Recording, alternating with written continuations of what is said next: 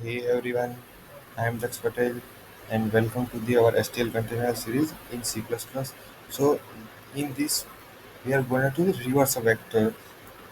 So first of all, as usual, we import a library vector and also algorithm, and then we declare a function called a reverse vector. Then we take a double value for a larger number of then reverse number dot begin from starting of numbers to the numbers to the end.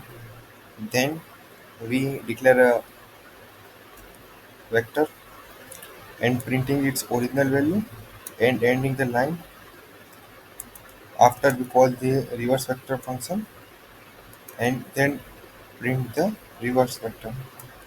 So let's check the output. So you can see the original vector and after reverse vector.